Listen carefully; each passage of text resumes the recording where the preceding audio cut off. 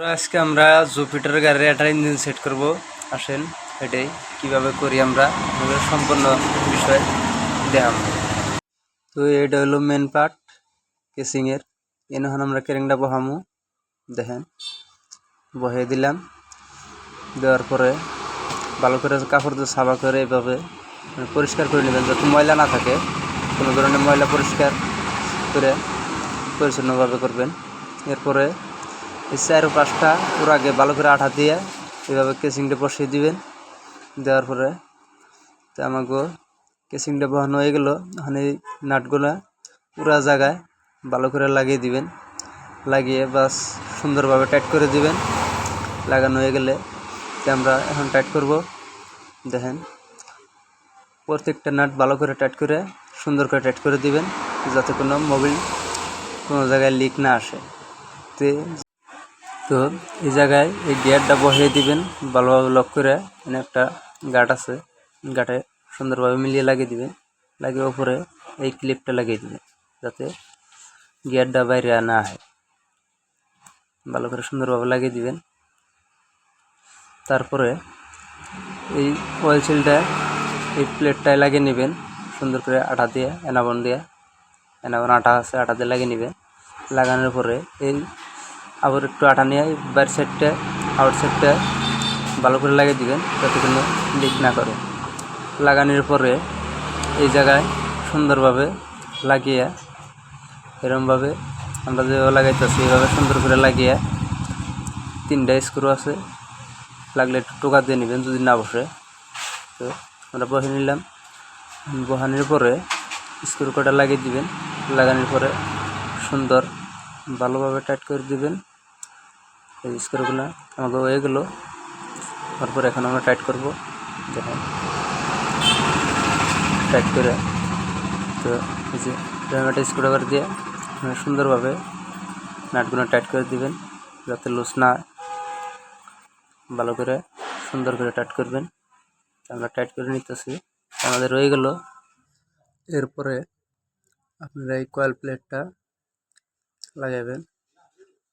আমরা লাগাবো। আপনার কয়েল প্লেটটা লাগিয়ে নাটগুলো টাইট করে লাগিয়ে দিবেন। গ্যাপ কয়েল এই যে উপরে করবো। এরপর ম্যাগনেট কেটে আপনার এই যে গ্যাপটা দেখতেছেন, এই গ্যাপের মধ্যে সুন্দর করে লাগিয়ে দিবেন।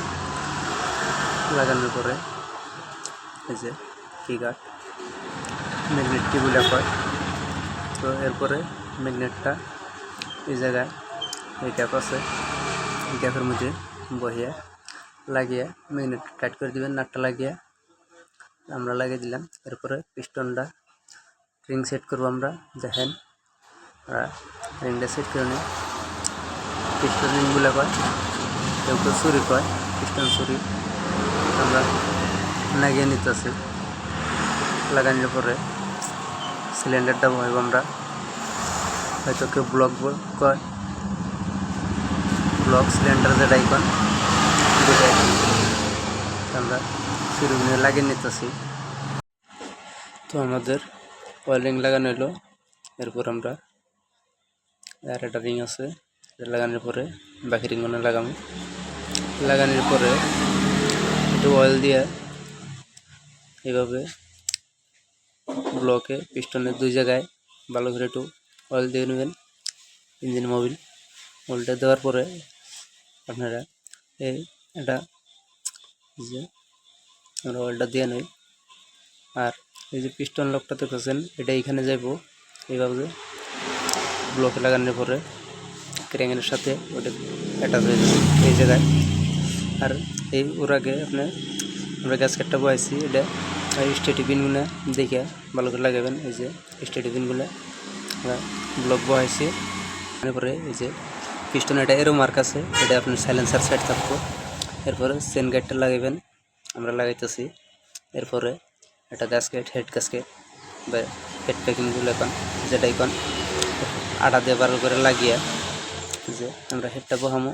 আর এটার টাইমিংয়ের ভিডিওটা আমরা পরবর্তী সুন্দরভাবে দিয়ে দেবো।